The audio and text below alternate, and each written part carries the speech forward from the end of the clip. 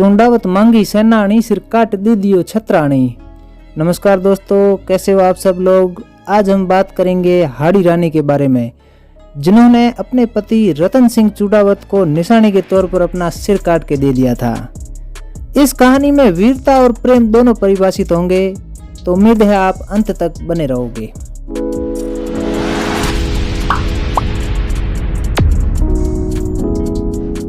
तो दोस्तों, इस कहानी की शुरुआत होती है किशनगढ़ रियासत के रूपनगढ़ से।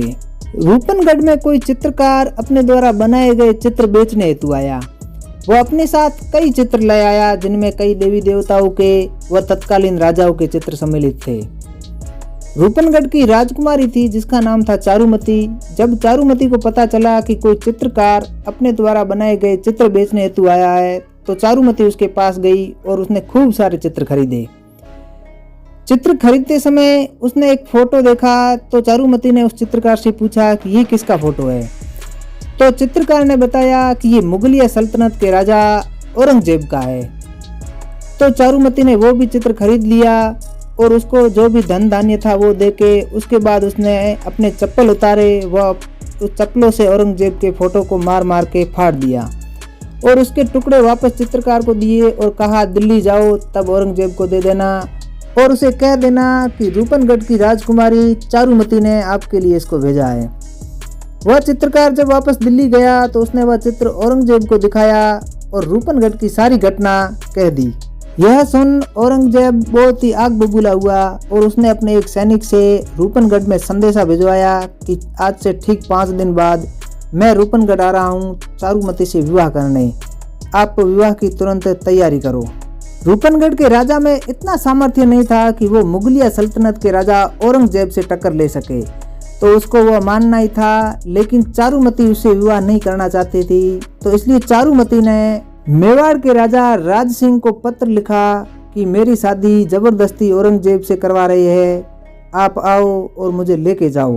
क्योंकि राज सिंह और औरंगजेब की बिल्कुल भी नहीं जमती थी, तो मेवाड़ के राजा राज सिंह ने तुरंत चारुमती को वापस पत्र लिखा कि आप चिंता ना करें, औरंगजेब से पहले मैं आऊँगा, शादी की तैयारी आप धूमधाम से करो, मैं आपको ब्याह कर ले जाऊंगा। फिर राज सिंह ने अपने सामंत सलुम्बरगढ़ के राजा रतन सिंह को ये संदेशा भिजवाया कि अपनी सेनाएं तैयार करो, क्योंकि हमें औरंगजेब से लोहा लेना है। क्योंकि रतन सिंह का 2-3 दिन पहले ही बूंदी के हाड़ाऊ की पुत्री सहल कंवर के साथ विवाह हो चुका था। वह अपनी पत्नी सहल कंवर के प्रेम में इतना मगन था कि उसका युद्ध में जाने का बिल्कुल भी मन ही नहीं था। क्योंकि रतन सिंह के दादा राव चूड़ा ने वचन दिया था कि मेरे आने वाली पीढ़ियां मेवाड़ की सदैव रक्षा करेंगे, इसलिए अपने दादा का मान रखने हेतु रतन सिंह युद्ध में न चाहते हुए भी जाने को तैयार हुआ। सुबह रतन सिंह जब युद्ध के लिए तैयार हुआ और जैसे ही रवाना होने लगा तो उससे अपनी पत्नी सहल कंवर की याद आई। फिर रतन सिंह ने अपने एक सैनिक को बुलाकर कहा कि रानी के पास जाओ और उनसे कहो कि कोई एक निशानी मुझे दे, ताकि मुझे जब भी उसकी याद आए तो उस निशानी को देखकर अपना मन हल्का कर लूं। और फिर जब वह सैनिक रानी के पास जाकर रतन सिंह के कहे अनुसार जब कोई निशानी मांगने लगा, तो सहल कंवर मन में सोचने लगी कि मेरी सुंदरता मेरे पति की वीरता के आड़े आ रही है। और वह सोचने लगी कि मैं उन हाड़ाओं की पुत्री हूँ जिसकी बुआ ने कभी जोधपुर दुर्ग का दरवाजा सिर्फ इसलिए बंद कर दिया था क्योंकि उनका पति जसवंत सिंह युद्ध में हार कर वापस आया था।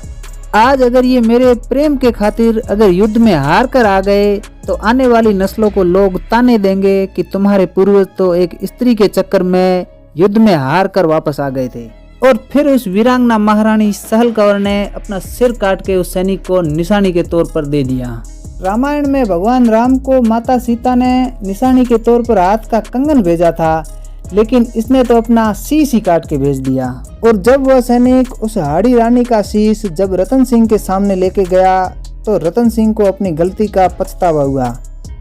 और कहते हैं रतन सिंह ने उसके सिर को बालों से अपने गले में टांग दिया था और इतना भयंकर युद्ध किया था, औरंगजेब की सेना को अजमेर की घाटी में 1 इंच भी आगे नहीं बढ़ने दिया। राजा रतन सिंह ने उस दिन मुगलों को साक्षात काल के दर्शन कराए थे। कहते हैं उस युद्ध में रतन सिंह तो वीरगति को प्राप्त हो चुके थे, लेकिन उसके बाद फिर मुगलों ने कभी किशनगढ़ की तरफ अपना रुख नहीं किया। तो दोस्तों कैसा लगा ये वीडियो कमेंट करके ज़रूर बताएं। वीडियो अगर अच्छा लगा हो तो चैनल को सब्सक्राइब कीजिए, वीडियो को शेयर और लाइक कीजिए। मैं मिलता हूँ आपको अगले किसी वीडियो में, तब तक के लिए जय हिंद, वंदे मातरम।